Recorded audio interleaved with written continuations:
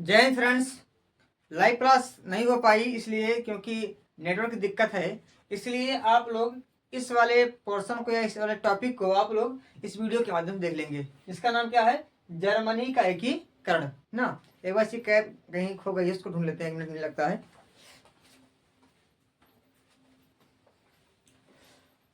हाँ, कैप मिल गई है ना। तो शुरू करते हैं। इसका नाम क्या है? जर्मनी का एकीकरण। बढ़िया से, खूब बढ़िया से इसको देखते हैं ना, समझते हैं। इसका नाम क्या है? जर्मनी का एकीकरण है। यह जो एकीकरण है, जर्मनी क्या है? जर्मनी एक यूरोपीय देश है। क्या है? एक यूरोपीय देश है। यूरोपीय एक देश है। कहने मतलब है कि जर्मनी एक यूरोप का देश है, आज भी है। पहले तो यह राज्य था, ये 39 राज्यों का क्या था? एक समूह था। यानी कहने मतलब है किसमें 39 राज्य थे, एक कम 40 इसमें राज्य थे ना। इसकी जो राजधानी बनी, इसकी जो राजधानी है आज, इसकी राजधानी है बर्लिन। क्या है इसकी राजधानी? बर्लिन। राजधानी इसकी क्या है? बर्लिन। ये थोड़ा सा फैक्ट इसके बारे में जान लेते हैं। उसके बाद इसका जो एकीकरण है, इसको जो एक करने का प्रयास किया है वो है Ottoman Bismarck. Ottoman Bismarck. Ottoman Bismarck ने इसको पूरा करने का जिम्मेदारी ली। इसे कहते हैं जर्मनी के, इसे कहते हैं जर्मनी के एकीकरण के पिता। क्या कहते हैं? जर्मनी के एकीकरण के इसे पिता कहा जाता है। अच्छा, फिर देखते हैं इसका जो एकीकरण है वह कब पूरा हुआ। तो यह पूरा कब हुआ? यह पूर्ण हुआ 1871 में। और इसके जो राजा बने, वह राजा बने विलियम काइजर प्रथम।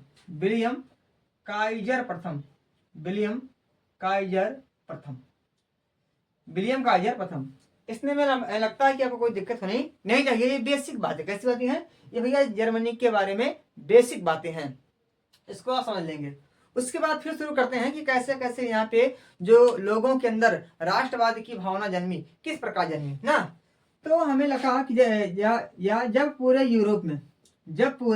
यूरोप में कौन कौन लोग, जब पूरे यूरोप में क्रांतिकारी, उदारवादी, राष्ट्रवादी या वह व्यक्ति जो अपने अंदर राष्ट्रवादी की भावना लेकर अपने देश में स्वयं के व्यक्ति का शासन देखना चाहते थे, उनके अंदर अपने देश को बचाने का जो जुनून था वह निकल के सामने आया ना। और उनमें से उनका जो साथ है वह कुछ मध्य वर्ग ने दिया। और तब इनके अंदर जो प्रोत्साहन हुआ, जो इनके अंदर ताकत आई, उस ताकत से क्या किया? एक विदेशी सेनाएं या जो विदेशी शासन साम्राज्य था यहाँ पे आके शासन कर रहा था, उनको उखाड़ फेंका ना। तो यूरोप में जब क्रांति की लहर दौड़ी, यूरोप में जब क्रांति की लहर दौड़ी, जब क्या दौड़ी? जब यह यूरोप में क्रांति की लहर दौड़ी, अर्थात कहने मतलब है कि जब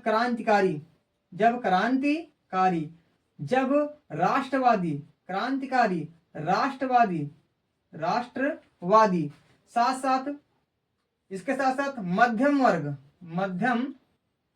वर्ग, उसके बाद जो तमाम प्रकार के उदारवादी लोग हैं ना, जब इन सब की संख्या पूरे यूरोप में बढ़ने लगी तो कहीं ना कहीं इसका इन क्रांतिकारी के रूप में, उदारवादी के रूप में, मध्य वर्ग के रूप में जर्मनी में भी लोग आए निकल के और कहा कि जो हम आज जो 39 प्रांत हैं, ये 39 प्रांत में बाह्य विदेशों का यानी कि विदेशों का शासन हुआ करता था, जैसे कि डेनमार्क, ऑस्ट्रिया, फ्रांस, इन लोगों का शासन हुआ करता था ना। इतना में लगता है आपको कोई दिक्कत नहीं होनी चाहिए। यानी कि यहाँ पे किसका शासन था? अगर यहाँ पे देख ले कि जर्मनी में किनका शासन हुआ करता था? तो जर्मनी में शासन हुआ करता था किनका? तो ये होता था किनका? ये होता था ऑस्ट्रिया का ना। यानी कि ऑस्ट्रिया नामक देश के कुछ लोग आके कहाँ पे? जर्मनी में राज्य पे अधिकार जमाए हुए थे। ऑस्ट्रिया के बाद कुछ देश फ्रांस वगैरह था ना। फ्रांस में जो नेपोलियन था, नेपोलियन अधिकांश भाग को जीत चुका था ना।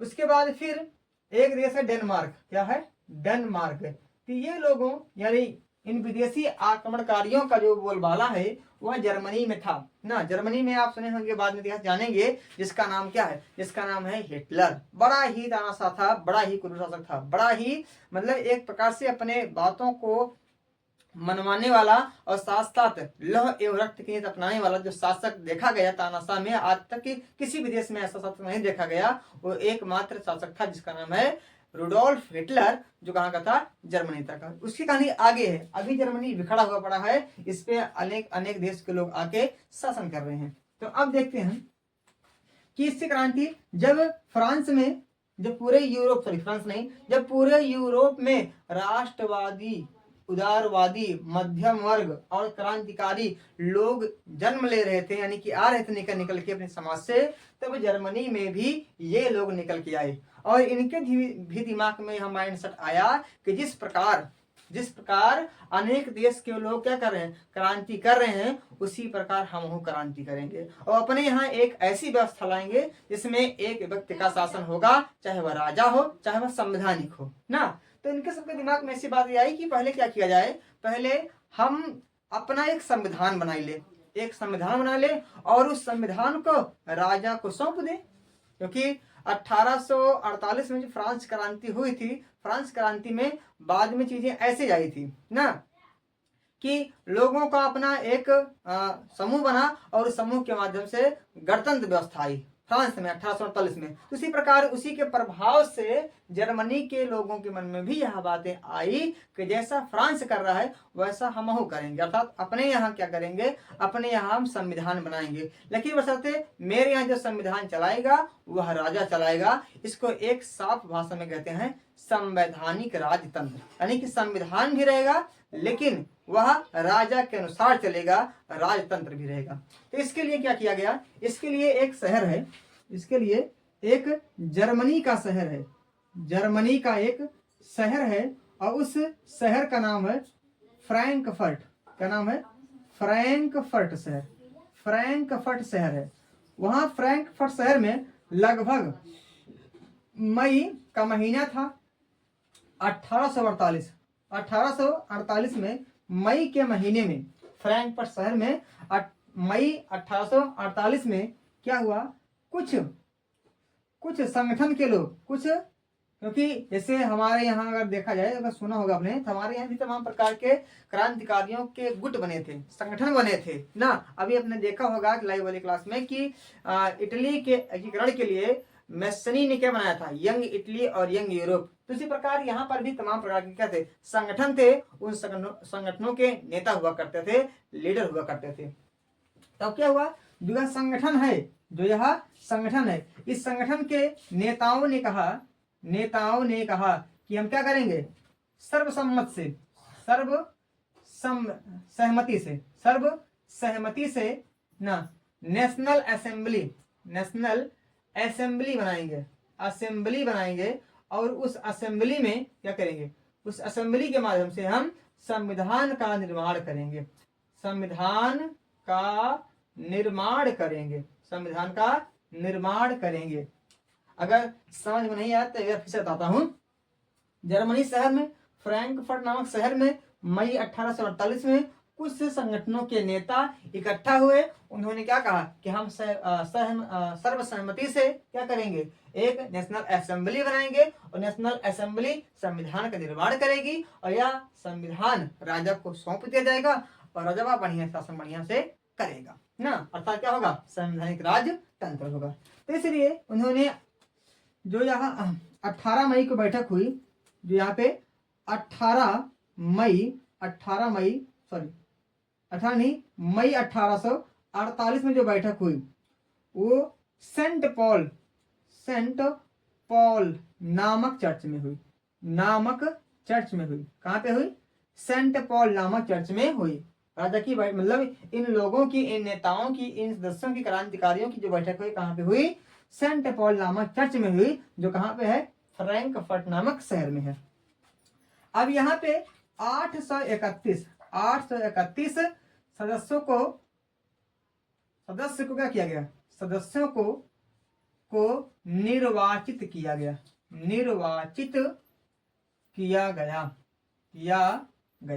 कितने लोगों को, 831 लोगों को निर्वाचित किया गया। लेकिन ध्यान दीजिए, इस मतलब बैठक में या जो यहाँ पे टीम बुलाई गई, सभा बुलाई गई है, उस सभा में महिलाओं को बैठने का अधिकार नहीं था। महिलाएं थी न चारों ओर बैठ मतलब ऐसे खड़ी थी, देख रही थी, लेकिन उनको अपना मत देने का अधिकार नहीं था ना। 1831 में सदस्यों को निर्वाचित किया गया। कहाँ पे? इस फ्रैंकफर्ट नामक चर्च में फ्रैंकफर्ट नामक शहर में सेंट पॉल चर्च में मई के महीने में ना 1848 में। अब यही 831 लोग क्या करेंगे? संविधान का निर्माण करेंगे। संविधान का निर्माण हो भी गया, संविधान का निर्माण हो भी गया। और उस समय पूरी जो बागडोर थी, जो बचे कुचे राज्य आजाद थे, उनमें से जो बागडोर थी वह थी फ्रेडरिक विलियम चतुर्थ, यानी कि जो पर्सा का राजा था। पर्सा का क्या था? जो पर्सा का राजा था, पर्सा एक प्रांत यहीं का है। पर्सा का जो राजा है, उस राजा का नाम है Frederick Wilhelm 4 number, fourth Frederick William 4 number का राजा का था, शासन था इसका। तो ये जो राजा है, इसी को संविधान सौंपी जाएगी। इसी को जो संविधान है, संविधान इसी को सौंपा जाएगा ना। और यही जो राजा है जाएगा, यही जो रजवा है कौन? फ्रेडरिक विलियम फोर्थ, यही करेगा संविधान के अनुसार शासन। लेकिन अब ये फ्रेडरिक विलियम आसपास के राजाओं से बातचीत किया और बातचीत कहा कि भैया हमारे यहाँ तो संविधान लोग बना रहे हैं और हम संविधान के अनुसार शासन करूंगा। तो जो आसपास के पड़ोसी राजा थे, इसके कान मतलब इसका कान भर दिए और कहा कि भैया हम लोग क्या करें, हम लोग तो अपने मनमानी शासन कर रहे हैं और तुम क्या कर रहे हो, तुम किसी के अनुसार शासन करोगे, यानी कि तुम्हारा हाथ जान लीजिए बंद गया। अब जो संविधान में लिखा है, जो जनता ने लिखा है, वही तुमको करना पड़ेगा और तुम्हारा शासन केवल नाम मात्र का ही रह जाएगा। सारे लोग तुम्हें कठपुतली समझेंगे और तुमको नचाएंगे ना। तो इस प्रकार से क्या किया गया? इस प्रकार के फ्रेडरिक विलियम को खूब भरा गया अन्य पड़ोसी राजाओं के माध्यम से। तो अब भैया क्या होगा? जब जिसका कान भरा जाता है तो वही काम करने लगता है। तो फ्रेडरिक विलियम चतुर्थ ने क्या किया? चतुर्थ ने भैया मुंह फुला के क्या किया? कहा ना, यानी कि संविधान के अनुसार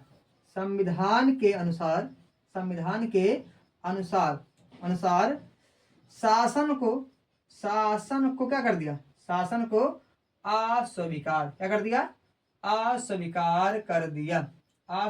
कर दिया। कौन दिक्कत? और फिर देखिए, सेना के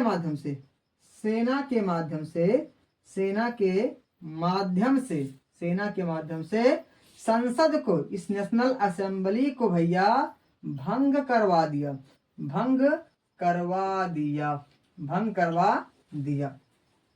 इतनी बात हमें लगता है कोई दिक्कत आपको नहीं होगी ना। तो क्या हुआ पहले देखते हैं कि जब पूरे यूरोप में क्रांतिकारियों की लहर दौड़ी, तो यूरोप में जब पूरे यूरोप में क्रांतिकारियों की लहर दौड़ी, तब जर्मनी में भी लोगों के अंदर क्रांतिकारी की भावना जन्मी। इनमें भी तमाम प्रकार के क्रांतिकारी आए, राष्ट्रवादी आए, मध्यम वर्ग निकल के आया और इनके दिमाग में यह बातें आई कि हम संविधान बनाएंगे और संविधान को राजा को सौंप देंगे। राजा उस संविधान के अनुसार क्या करेगा? शासन करेगा, पूरी व्यवस्था मेंटेन रहेगी ना। अब क्या हुआ? अब इसी बात से, इसी उद्देश्य क्या किया? 1848 में सेंट पॉल नामक चर्च में बैठक की गई, जो किस शहर में है? फ्रैंकफर्ट शहर में है। इस बैठक में 831 लोगों को चुना गया, जो नेशनल असेंबली अर्थात संसद में बैठेंगे और बैठने के बाद क्या करेंगे? पूरे संविधान का निर्माण करेंगे। निर्माण संविधान का हो गया और जब बात आई किसको राजा को सौंपा जाए, राजा का नाम क्या है? फ्रेडरिक विलियम चतुर्थ। राजा ने इसको मानने से इनकार कर दिया। जैसे राजा ने इसको इनकार कर दिया, तो जनता का जो मनोबल है वह गिर गया। लेकिन जनता विद्रोह करना चाहिए। जनता के विद्रोह से पहले ही राजा ने अपने कुछ सैनिकों को भेजा और सैनिकों के माध्यम से संसद और जनता को एकदम पूरा मार के तबाह कर दिया। व्यवस्थाएं फैल गई, लोगों के अंदर जो राष्ट्रवाद की भावना थी थोड़ा सा क्या हो गई? शांत हो गई। तो इतना उम्मीद है आप लोग लिख लिए होंगे, या नहीं लिखेंगे तो इसका स्क्रीनशॉट बढ़िया से ले लेंगे, बाद में अच्छे से लिख लेंगे। अब इसको मिटाते हैं और बढ़ते हैं आगे। जर्मनी का एक ही करण ना। अब फ्रेडरिक विलियम के दरबार में एक कौन था, देखते हैं कि इसी Frederick Frederick Frederick William William ना ना इसी के दरबार में कौन आया, इसी के दरबार में आया Ottoman Bismarck, Ottoman Bismarck, Ottoman Bismarck आया ना, बिस्मार्क आया। बिस्मार्क बड़ा ही क्या था, बिस्मार्क बड़ा ही बुद्धिमान और बड़ा ही साहसी एक वीर क्या था, व्यक्ति था ना। कहते हैं कि इसने इसने क्योंकि इसके बारे में हिटलर ने खुद ही कहा है कि मैंने इस बिस्मार्क के बारे में खूब पढ़ा और इसी से प्रेरणा ली। लेकिन कहीं ना कहीं जो बिस्मार्क है थोड़ा सा दयनीय प्रवृत्ति का था, थोड़ा सा दया करने वाला व्यक्ति था। लेकिन हिटलर इसका एकदम उल्टा था, हिटलर बड़ा ही क्रूर क्या था, शासक था ना। बिस्मार्क भी ऐसा था कि थोड़ा सा इसके अंदर दया की भावना थी ना। इसे कहते हैं इटली का, सॉरी इसे कहते हैं जर्मनी के एकीकरण का पिता, एकीकरण का जनक कहते हैं। इसने क्या किया, इसने यह जिम्मेदारी ली, इसने क्या ली, यह जिम्मेदारी ली कि एकीकरण करेगा, यानी कि जर्मनी को एक करेगा। इसके लिए क्या किया, इसने कसम खाई ली, किसने, ऑटोमान बिस्मार्क ने। अब ऑटोमान बिस्मार्क ने जो कसम खाया उसमें से पहली बात तो इसके दिमाग में था कि कहीं ना कहीं जो फ्रेडरिक विलियम है ये बकलोल शासक है, इसको हटाया जाए ना।